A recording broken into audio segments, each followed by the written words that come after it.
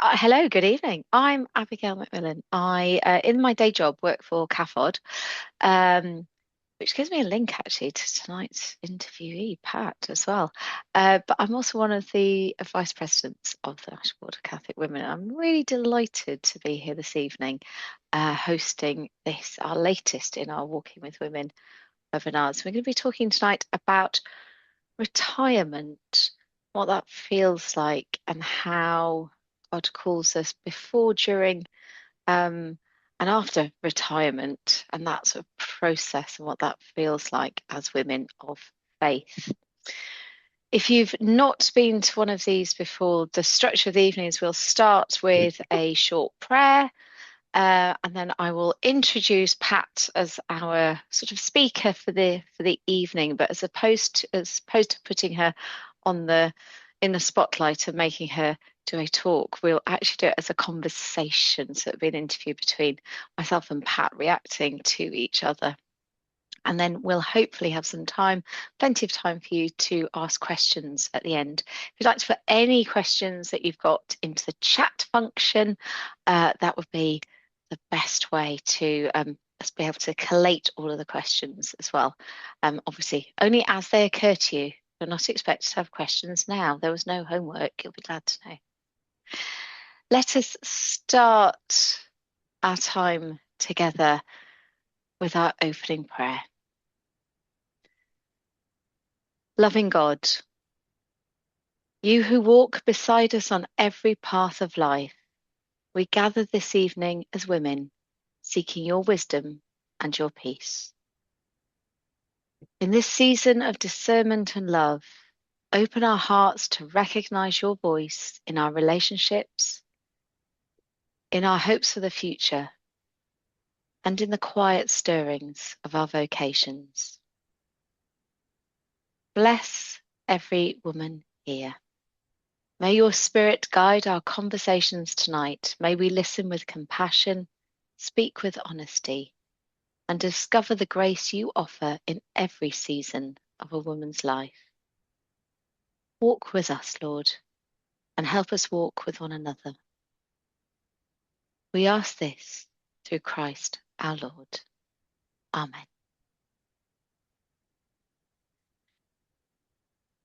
So let me introduce Pat to you. I was really delighted when I was selected to have this conversation with Pat, because hers is a name I know well. Having been someone who works at CAFOD, she is legendary, I feel is the right word.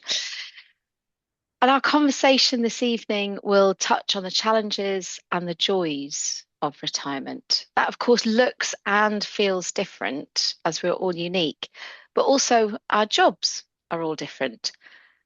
And there is no doubt that what you do in the years before retirement has an impact on how retirement is experienced. So let me tell you a bit about Pat. Pat Gaffney was General Secretary of Pax Christi, the International Catholic Movement for Peace, from 1990 until she retired in April 2019. Prior to this, she taught in a Catholic comprehensive school before becoming the Schools and Youth Education Officer for CAFOD, Catholic Agency. Since retirement, she has continued to volunteer with various organisations within the peace movement. Pat brings us this evening a rich perspective on retirement as someone whose work life was both faith-based within Catholic schools and charities, but also very active, with active roles in non-violence leading to numerous arrests, and a public-facing role leading to much deserved recognition and awards. Thank you, Pat, for being with us this evening. Thank you very much. And I see some little messages there. So for those of you who I've met and our paths haven't crossed since then, hello again. It's nice to renew contacts and see some faces I know and faces I'm not familiar with, but that's wonderful. And amazing, Pat has only just got back from, Pat Murphy has only just got back from Canada, and then is heading down for an online, or heading off to an online training for a pilgrimage. That's a lot of movement in a day, Pat. Good luck. Thank you for joining us for a bit before you move on to your next thing.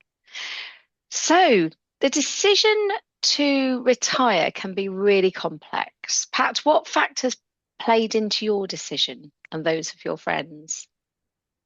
Well, just first of all, when I was thinking about this again, it made me think what a privilege it is that we have the choice and we can talk about the choice of retiring. Because it's not, for many people, it's not a choice, it's something they perhaps are forced into, or something relating to family or health that kind of drives that decision. So I was just struck by the privilege of being able to choose to do something, which is what I did.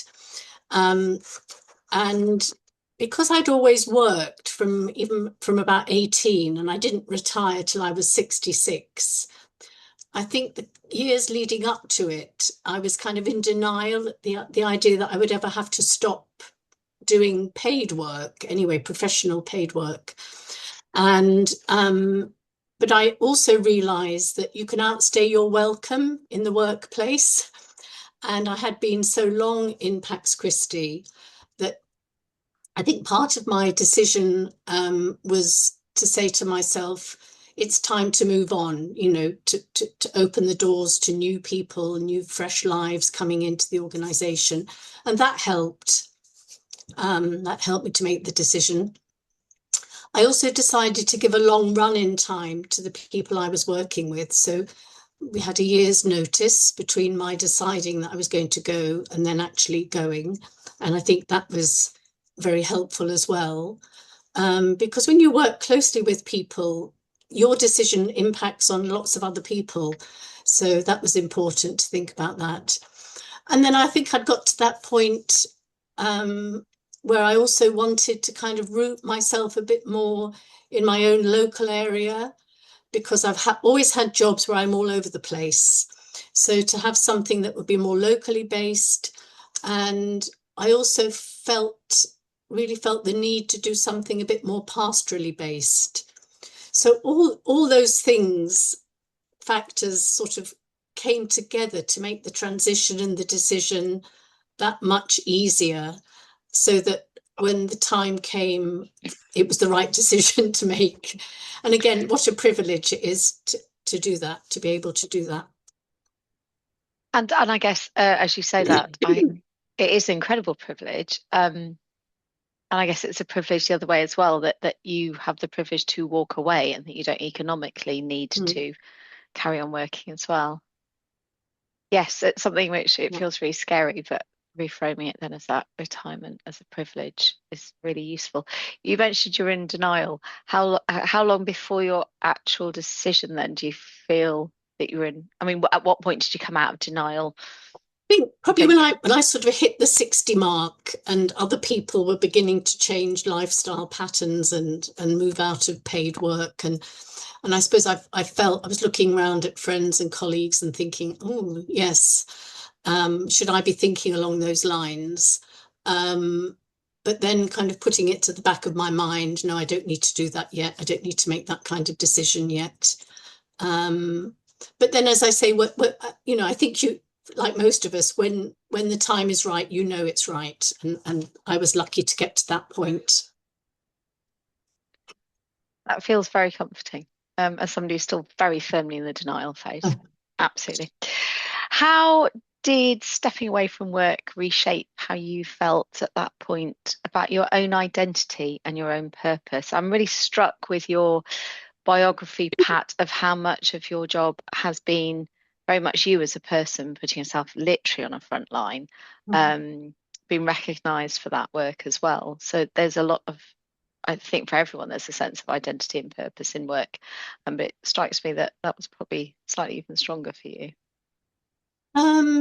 Yes, I mean, it probably was. But I think very quickly, and I was thinking about the positives and negatives. So I think one of the very positive things about kind of stepping away, I'd always worked in, for example, I've always worked in a Catholic environment. I went to Catholic teacher training, I taught in Catholic schools, went to Cathod, went to Pax Christi, and that's a bit of a bubble.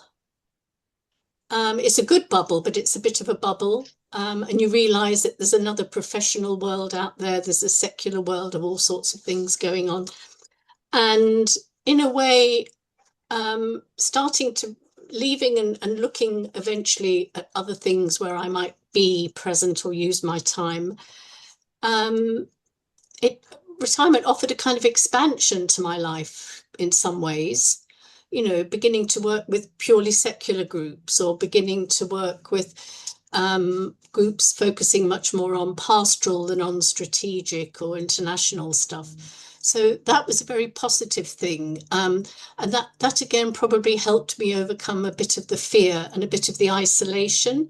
I think my biggest fear was that I was going to be very lonely because I'm single. So I've always lived on my own. And work has always been a social and a family and a community to me.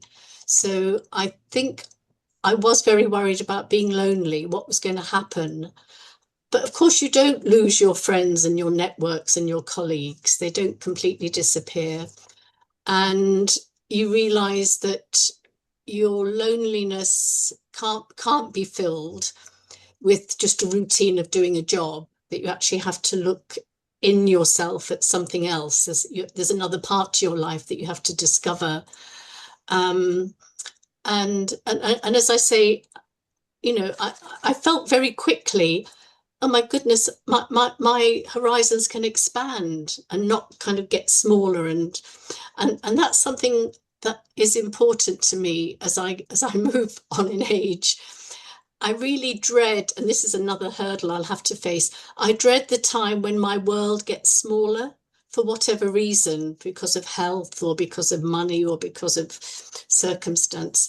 The idea of one's world becoming smaller, whereas I feel with retirement, mine has kind of become slightly bigger, and that's been a very positive thing. Um, and also just the newness of stepping into new places and taking a bit of a risk, you know. I think it's important that we can keep taking risks and see where our time and our energy and our skills and our desires take us, you know. Yeah. How do you discern where your desires and your skills and your energy I'm not take very you? good at discerning. I'm more a bit more of a doer. Um, but I've always gone on retreats when I've had to kind of think about things that might be challenging me in a slightly different way. So I did go on a retreat sometime before I retired, partly just to give my head space and to have people to talk to about life beyond kind of 24-hour, 7 days a week work. That was important. I also had for the 6 months before I retired, I started seeing a spiritual director or a counselor, an accompanier, whatever one likes to call it. And that was tremendously helpful to have somebody who wasn't family, wasn't work, wasn't friend, and to sort of dig down at some of the more uncomfortable questions that you have to start facing about yourself and your future. So that was tremendously helpful.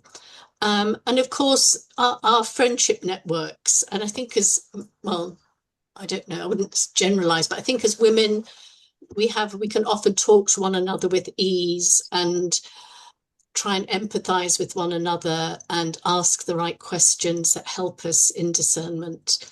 So a kind of combination of things, really. Yeah, a combination of support systems. At that time when you were discerning that direction, what was that friendship network? Were your friends all retired already, or were you going through that together, the Um, friendship group? no, quite a lot of them not retired, still in work, of different kinds. So it wasn't sort of like for like, you know. So it was, yes, it was looking at the positives and the negatives, and you know what might be opening up in your life, what might be closing down in your life. Talking about energy. I mean, I think one of the big drivers or not necessarily a driver, but a factor in what we do when we do it, our age, is energy levels, and that's something that I noticed we were talking about a lot more as friends. And I don't know how women who have children and grandchildren and maintain very active lives and possibly still work. I have no idea how they do it. So I can live a very little selfish single life and reserve energy for the things I want to do. So I'm in awe of women who are juggling so many things. Yeah. So to those listening, I pose you a question. I know you're supposed to be posing questions to Pat, but to answer that one, how do you keep your energy if you yourself are already retired? Fascinating to hear. Pat, what do you think women most underestimate or overlook about this stage of life? Um, I think possibly one of the things is underestimating the value of our life skills. Not just professional skills, I do mean life skills in the sense of all the things we cope with, the friendships, the supports, the family, the life skills that have brought us to where we are now. And I think we possibly underestimate them. Um, I, I think I did for myself, because I do remember when I finished paid work and before I kind of jumped into other things, going through a phase of, oh, well, that's it, I've got nothing else to offer, and that was quite genuine, thinking, oh, that's it, I've done it now. Um, and then slowly becoming involved with other organizations or being invited to participate in things, realizing that you're moving into perhaps a slightly different role. If you're with organizations, maybe you've got a lot of potential for mentoring and supporting other younger people in roles and in work. That's not necessarily professional or hierarchical, but you're an ear and you're someone with an experience and someone who can chat about things, and that's important. And then most of us who've worked in any kind of sphere, you develop amazing organizational skills and strategic thinking skills and counseling, pastoral skills, and they don't all just disappear when you stop formal work. But I don't think we do recognize them sufficiently in order to surface them and have them there to share with other people. So that would be one of the big things, underestimating everything we bring and we still have to give. I think that's one of the things I would kind of really sort of focus on. Yeah, and the other thing is, again, maybe as a single person, I experienced it a bit more, but the sense that people think, oh, she's got nothing to do now, so she can do this and become that and do that, and having to resist that from other people just assuming that you're now, you're available for everything they need you to do, and wanting to set some boundaries, not being afraid to do that, and to overlook that you don't have to be available to everyone who's calling on you. Did you find that was in sort of, I don't know, helping people out, tasks, taking on new roles, but also socially as well, that suddenly you're expected to go on, I don't know what your friendship group does, but go on holiday at the drop of a hat or whatever it might be? I don't really, not so much the social, more the kind of the work or the volunteer or the organizational side of things, Right. And I think, I'm sure other people will have experienced this, a sense that people kind of poach you. They want to kind of, poach you for their thing, which is lovely, but it's, yeah, it can get you sucked into things before you've really had time. And that leads on to the other thing about, what are some of the things you need to protect yourself from, um, And I think the way I did it was I decided, and I'm sure others would have had the same, I decided to try not to commit myself to anything for the first year, which was actually very difficult. So I did go on a retreat fairly quickly after leaving work. I did go on a mini pilgrimage to Iona because suddenly I had time to do things like that. Um, so, and sometimes you need to get completely away from your own environment to begin to think afresh or think anew about what might be ahead. So, that was quite important, to have that time to stand back and not feel rushed into doing anything. But then COVID came, so none of us were rushed into doing anything. And that became extremely difficult. Mm. Yeah. Because I guess that would have just extended that year that you'd given yourself for discernment to Yes, make it yes, even yes. longer, That's right. That's right. And also in a different kind of isolation then, for sure. which I mean, we were all in different levels of isolation, but again, I was particularly isolated on my own and didn't have a bubble. And so suddenly you're going at 60 miles an hour and then you're going at zero. And that was very, very difficult. Yeah. Yeah. Up until the point of COVID, which I think from memory it's just under a year, isn't it, after you'd Mm. retired? Did that feel like it had gone really fast that time? That Was first year. Yeah, or did that Yes, feel yes, no, painful? it did. Again, because I had like little blocks of things planned. And again, one of the things I kind of said to myself when I left Pax Christi, one of the things I wanted to do was to spend time visiting Pax Christi members, people who've been part of our work, who I had kind of neglected over the years. And again, this is the luxury of having time to go and be with people, just to be with them, not to be working or doing anything or planning or strategizing or campaigning. And that was a delight. A lot of our members who are sort of older hadn't been able to come to things for years. So that was an absolute delight to just socially engage with people and keep in touch with them that way. That was tremendous to do that during that first year. And spiritually powerful as well, Oh, isn't it? very, Just to have very, that time of accompaniment as absolutely, opposed to, absolutely. Yes. yeah, Yeah. To sort of rebuild and re-energize in a totally different way. Yeah. mm, To be re-energized by people is fantastic. Yeah. definitely, definitely. What a gift. Mm. What forms of quiet, faithful service often emerge in this season, do you think? And ones particularly that the church doesn't always recognize? Oh my gosh.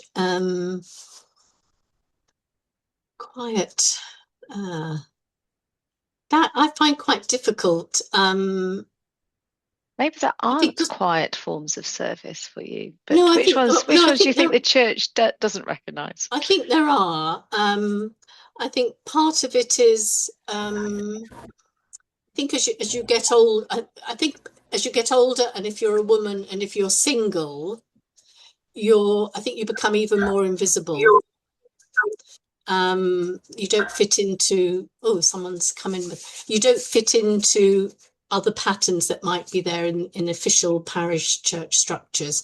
So you have to kind of say put yourself out there, but you can make yourself available and what I was trying to think of doing in the parish was just work of accompanying people, younger people or people who are also on their own, and that was a kind of a quiet, faithful service that I thought might be something that was worth putting energy and time into, but not easy to find roles like that, this kind of invisibility. Yes, very, very kind of frustrating. And then also, once you've lost a title, if you've been a teacher or you've been a social worker or you've been whatever it is, and you've lost a title, you perhaps feel you don't quite have the same entry point to offer yourself, which is ridiculous, but it's something that we might feel. that we've lost that professional title, and therefore, by what right am I offering myself here? And of course, by the right of just being who we are, and we're part of a community, of course, but it's not always seen like that. Yeah, yeah. Did you find the flip side of people making assumptions because of your previous job title? As you're saying that, it occurs to me that I hear people referred to as a former social worker or a former teacher as if that then gives me a clue as to who they are now, whereas why would it? Yes, it is. It's straight. I mean, I sometimes used to feel, God, I feel like an artifact. People that she worked for CAFOD for so many years, and she worked for Pax Christi. And you think, oh my God, they're wheeling out an artifact here. It's, is that helpful to anyone? to know? So there's a bit of that, not much of that, not much of that. And I think also the thing with the church side of where one fits in, I feel, again, very privileged that I grew up in a model of church that was exploring faith in a very rich way through liturgy, through catechesis, through social justice, all the 70s, 80s, 90s. And all that was creating a particular model of church that I felt was very, my experience was, it was democratic, it was inclusive, it was outward looking. And again, I feel, how do we who've been through those experiences and have that model of church, how do we help share that into another generation? Because my fear, and it's my prejudice probably, is that the church I see today is a bit different. It doesn't quite have that, it doesn't model those things in the same way that I experience them. And, and I think that would be a great shame if some of that was lost. The freedom of the liturgy, the whole thing of language, the whole thing of the role of social justice in the way we do formation and catecheses and action. And so, yeah, I mean, I suppose I'm bound to say that because of the work I've done, but yeah, I do feel that was modelled very strongly in church, in parishes, and it's not perhaps so strong anymore. But that's a And there's prejudice. but there is something very important about that incredibly rich lived experience of what church is or could be or should be or however we each see it. But the lived experience, to lose that, I think, is something that I worry that the church doesn't Mm, always appreciate in those that maybe it sees as more invisible. yes, yes. Um, because it's that I know when we spoke before, Pat, I don't know if it was me or you that used the phrase the wise elder, but I think there's Mm, something very, very, very important about that role of the mm. wise elder in just teaching a community, teaching a generation, not necessarily in kind of instructing on a very, very, very formal sense, but Yes, yes. No, I agree. And I love the idea of the elders who are there in the international sphere, yeah, those who've been leaders and had roles at international levels in peace and development and human rights. And I think maybe all professions should have that kind of, a layer built into them of people who've got lived experience, and that they could be, listening and also sharing with another generation in that profession or in that community or encounter group, whatever. Yeah, I think definitely. there is a And role there. demographically, it feels like the church is rich for having and Yes, yes, amplifying yeah, that yeah. that role of the elder, isn't it? Mm, How can prayer reflection or spiritual practice change mm, when time feels really different after retirement? mm, mm. I think I probably, again, it's the luxury of time. Um, I've been able to participate more in kind of more informal times of prayer and liturgy. So I go to a regular Taizé group, which is ecumenical, and I would never have had time to do that when I was working, and that's tremendous.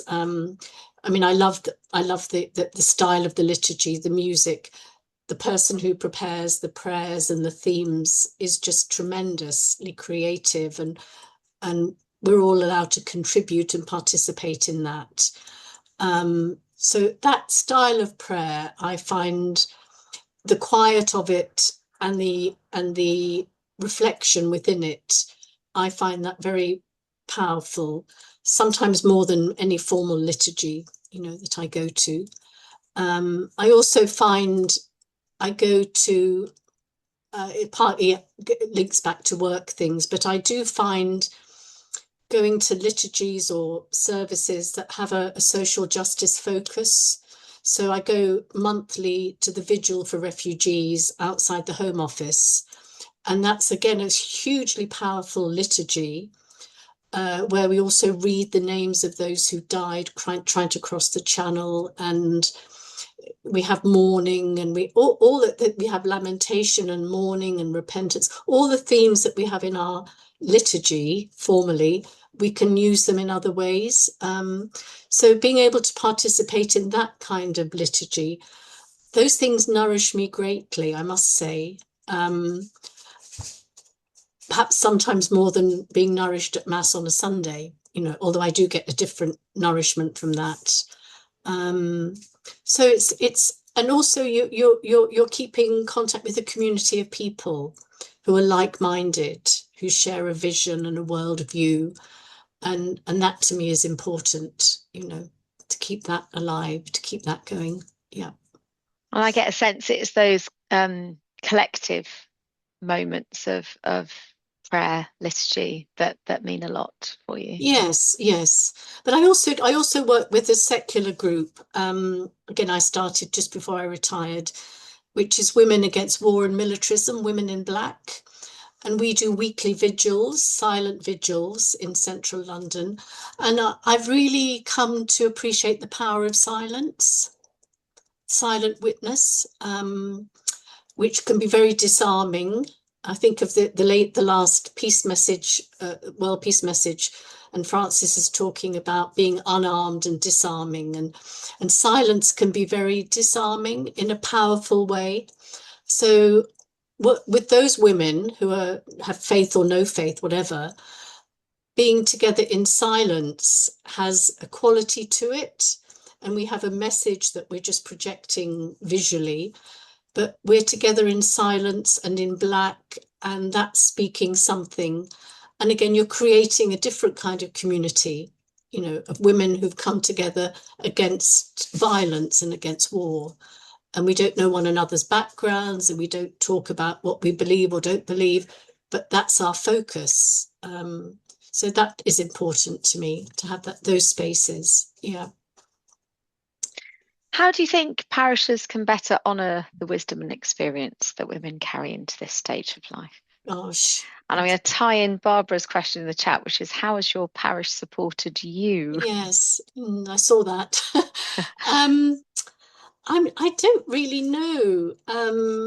It's back to the thing about how visible are we, and I suppose I don't. It's something that I feel I should look at doing something about, or finding some way of engaging a bit more.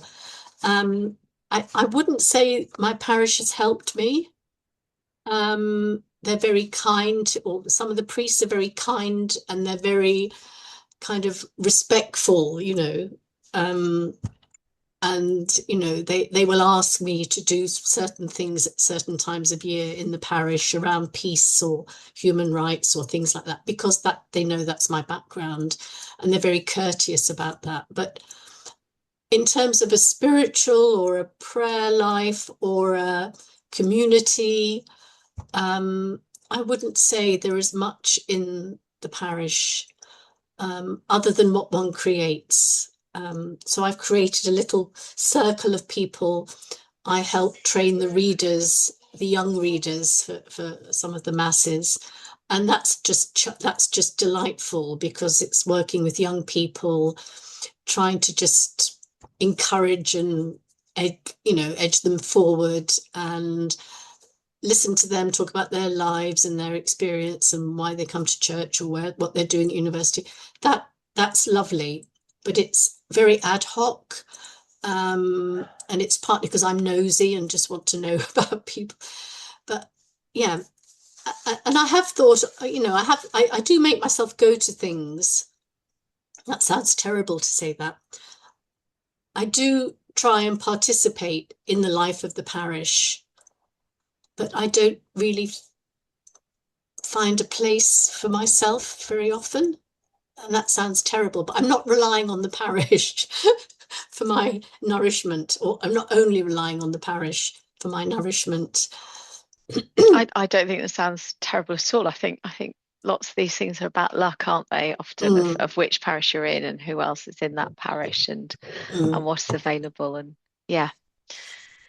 What helps women to find balance and peace when roles and routines change and are just maybe a Mm, bit more fluid? mm. Um, I think for me, one of the things is keeping myself healthy physically. Um, and again, the luxury of having more time to do that. So um, I do have a couple of groups of friends who we go on walking days together, and that's tremendous. I think anyone who goes walking, it's like a therapy almost, because walking beside somebody, you can chat about all sorts of things and things emerge, and you're just in beautiful settings and surroundings. And I walk on my own as well. I have no problems going off walking on my own, and I enjoy that. And um and I find those times very prayerful. I find all sorts of things coming into my head when I'm in the country or by the coast, or I go up to Scotland where my brother lives and walk in the around the lochs, and it's just stunning. And I find all sorts of things come into my mind, words of hymns that have to do with creation and nature, or words, and I'm just singing them in my head, and it's wonderful. So walking to me is it's important physically. I like to do that. But also spiritually, it opens some space for things. And I love dancing. So I try and do a couple of dance classes a week. What sort of And dance I classes, do Pat? Cuban rhythms, Latin. Amazing. I do soca, which is a kind of Afro-Caribbean, they're quite full on, but That's wonderful. they're just, and again, it's partly because I just love music. So I just love different music and getting up and, having a go with the music and being taught something. So I find that very life-giving. And again, it has nothing to do, none of the people have anything to do with church, religion, or anything. And that's another privilege, that I mentioned right at the beginning, opportunity to expand your horizons in all sorts of ways. And then they're very life-giving, those opportunities. Yeah, I Did recommend you dancing, did you definitely. dance before retirement? I've always tried to do some kind of dance class. Yeah, yeah. And then in the days of circle dancing, when we were all doing circle dancing in liturgies and all these, that's a long time ago, but also other kinds of dance. Yes, I've always appreciated that. Yeah, very much, very much. We all Yeah. need to get that on our to-do lists, folks. Some dancing. Sounds lovely. Mm, How about the sort of routine part of it? I may be asking as somebody who functions currently in this stage of my life with an Outlook calendar pinging mm. me every 30 minutes to tell me what I should Oh now gosh, do. yes, yes. So how do you find life without the pings? A bit more complicated. Because I think when you're in a work routine, pings and all, um, you do more or less have a beginning and an end to your day, although it might go on into the evening, but you do have more or less. Whereas now I find I might be doing work at the Irish Chaplaincy in the morning, and then I'm doing something for someone else in the afternoon, and then I might have something. So I'm a little bit, some days I'm a bit all over the place, and I miss the kind of routine, but then I also like the variety. So having a framework and stepping out of a very clear framework into your time is your own and you have to manage it. That is, I find that quite difficult. And probably I tend to be pulled all over the place rather than being disciplined and a bit more clear about boundaries of time. Yeah, yeah. That makes a lot of sense. This is my last question. So if anyone wants to start putting things in the chat, I can see there's a few which we'll get to in a moment. But Pat, what would you want a woman approaching retirement to hear about God's presence and promise in this new chapter Hmm, of life? gosh.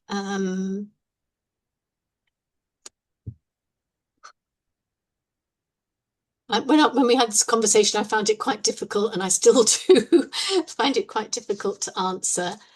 I think, yeah, just as we have our conversations with God, this has got to come into that conversation, and the similar conversation with friends, and how those mesh together, those difficult conversations and questions. And as the older I get, the harder I find it is to be certain about things of faith. I don't have this, in some ways, I don't have the security and the certainty that I had as a much younger person. So I just say to myself, it's a mystery, and go with the mystery. And that's a cop out, I know. Or um, it's faith. or it's faith, yes, yes. But I do find that is quite difficult. But yeah, and then I would just go back to create times outside of everything you normally do, and just be surprised by what might happen in that space. Because I'm not a planner, so create times when you haven't got pressure, when you're not having to make a decision, when you don't feel bound by, some exterior thing, and just try and give yourself a bit of headspace, and see what happens in that headspace. And keep good counsel with people who are close to you. It could be family, it could be friends, it could be colleagues, with people you really trust with your life, who won't be surprised or shocked by what you want to say to them or have to say to them. They're there, and just as we have God's unconditional love, we do have unconditional love of friends and family as well. And to be able to fall into that, is important. Yeah, fall into that mystery. What a lovely quote. In fact, Jacinta as well popped into the chat that someone in the book club, who is 92, Oh, said as well that mystery of faith and just trusting the mystery. I think that was the point at which that Jacinta had put that in. mm, It seems to be a shared experience. Barbara asked, you're based in London. I suppose yeah. it doesn't necessarily matter where you're based. I was really struck as well that you said right at the beginning that something about retirement. One of the joys for you of retirement was that idea of being in your locality, being in your Mm, local mm. area after a job which had taken you away from it an awful lot. But have you ever thought of moving? Did you think of moving as retirement? No, I wouldn't. I wouldn't. Again, as a single woman getting older on your own, I think London is a great place to be. Um, and you find, if I can't, I hang on with the parish. That's fine. I'll hang on with the parish, but I get lots from other sources as well. Energy comes in other ways. So I wouldn't move out of London. I need to use my free bus pass. I need to be near hospitals for when I get older. I need to be near public transport when I need it. So And all of that is very crucial, isn't yeah, it? And exactly. and And as someone else put further down, preparing for the next stage, yeah, whatever how that's how good. difficult? So yes, because Jacinta pointed out Yeah. that you mentioned that you struggle with discernment Mm. because you're a doer. I feel that too. But how difficult do you think it will be to prepare for the next stage? What's your main obstacle? I think it'd be terribly difficult, compounded by the fact that I do voluntary work with chaplaincy work with older people, and a number of them are isolated, housebound, and that to me, that's an absolute dread, the Mm. thought of that. And that's when I said right at the beginning, I find it very hard to think of my world getting smaller, and yet I know that that will be a reality. So maybe the experience I have with older people and accompanying them is actually going to teach me a lot about, yeah, I think there's a spirituality that you need to cultivate for the time when you are alone or when you're quiet, when you can't be moving around, when you can't be. And I think I've got to cultivate that somehow and glean it from other people and the wisdom of people who are living that. I think might help me. I don't know. I hope so. The wise elders in a different way. Wise elders. Yes. Yes. Yeah. Uh, Liz, also comments actually about not relying on parish for the sort of nourishment that we were talking about, and that invisibility as a single woman. Mm, I was really heartened though. What she also says is that she's got a great circle of faith friends, which is mm, really nourishing, both spiritually and personally. I love that phrase of a circle of faith mm, friends. Is mm. even as a phrase, that's really comforting. Thank you, Liz.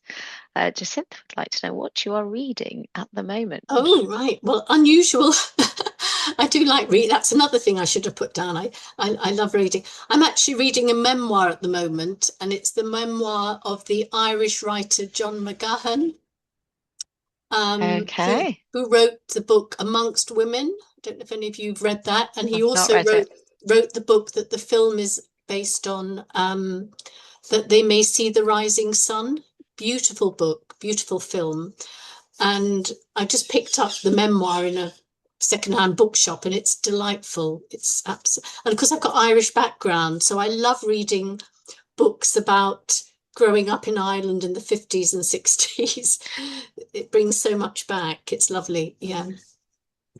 Do you read much memoir? Is that or is that not a Not genre? really. I mean, I've had the memoir of or the autobiography of Navalny, the Ukrainian, the Russian guy who's I have that by my bed and I keep dipping into it, but it's very funny at the beginning and then it becomes more painful. So I sort of got so far and then I dip in. But yeah, I should read more memoirs because they are fascinating. You learn so much from other people's lives. Yeah. I'm really struck, um, Pat, in an incredibly powerful way of how it feels like your retirement has been an absolute expansion, not just of your horizons as you described it, but also of just continuing to learn and continuing to learn from people of all different generations. I think it's fascinating that you still find your own wise elders within retirement. It's not Mm. there isn't a cap, is there, Yeah, we to don't have, that kind no, of there's no cap. no, that you don't get to be the senior wise elder at some point, and just acknowledging that feels Mm, incredible. Through everything you've said, I really feel that strength of mm, continuing to grow, continuing to I'm not sure what the word yes. is because some of those phrases that we use about development and growth and learning Yes. come with Mm, a very artificial secular pressure, mm, don't they? mm, But there's something about that richness of mm, developing one's spiritual life in different ways, quiet, yes. noisy, Yes. joyously dancing, Mm, all of mm, those things which really mm. comes across. And I think in a way I've kind of retired, come up, started life twice over since I retired because I had to start over after finishing formal paid work. And then we had COVID and we all had to start life again. Yes, We really did. We all had to we start, absolutely we did. had to start life again. And um, and I think maybe part of my drive and busyness or all the rest of it is, gosh, we couldn't do, all the things that we were restricted from doing and seeing and the people and the love we lost all that. And, we've got to live it all now. And I Mm. think that's part of the drive for me. Winnie has asked a fabulous question. What do you recommend for a personality who's generally hungry for learning and gets bored easily, always on the go? Oh my gosh. Winnie, are you retired? Or are you still working? Yes, retired for about 6 years now. Right. Right. Personality. Early retirement. Podcasts. At night time, I listen to lots of radio, and I find that stimulating. Sometimes if I can't read and keep going with reading, I might listen to a podcast or a play or so. I find that I don't get so bored listening to things, and that's quite hungry, and you learn a lot. You can learn a lot that way. And for me, it's just being nosy, hungry to learn from other people, just to get to know them, keeping one's kind of contacts, keeping your antennae out. And to me, that's another way that I suppose I do it, just through my nosiness with people. Yeah. I'm And sure. also, we're all still getting. I'm still using the excuse of brain fog from COVID, and now I'm using the excuse of heat fog. So when I can't quite get my brain in gear, I've got to, the reason now is the heat. There's always a good reason for fog, I Mm, feel, in one's mm. brain. Yes, definitely. Definitely. Does anyone else have any questions? Thank you for all those questions. I'm They're really amazed. good. Yes, I'm they are amazed. really It's good. lovely. It's fantastic. For those that don't know, the National Board has got a book group, which is the one that was referenced by Jacintha. I do not have the details to put into the chat, but you can definitely find them on the National Board's website. So I well recommend you want to, if you're hungry for challenges, learning and continuing, then do join that wonderful group of women who meet to discuss. Usually it's about a chapter of a book at a time. So it's not an onerous reading task. And of course we've got a whole series of webinars that you can go back to and listen to as well. That's my shameless plug of the National Board's website and various materials that are there. Audiobooks, that's my go-to when my brain won't stop somewhere else, and walking around my garden or around my house with an audiobook. I'd love to tell anyone that I do loads of ironing or housework. I really do not. I just listen to the audiobook. Apparently, oh look, there we go. Jordan is Make on a note. it. Wayfaring. Currently reading Wayfaring. And there's the link there as well, which you can get to. Pat, thank you ever so much. We come to the end of this conversation. I've got a real sense of your joy and your continual pleasure in retirement, and with its ups and downs, absolutely. And thank you for sharing those as well, and some of the difficulties with them. It's been a real privilege to chat to you. Me too. I can't believe people give up an hour on a Tuesday night to It's listen to a lot of wonderful. waffle. I'm coming along to listen to wise elders. That's what we're doing, Pat.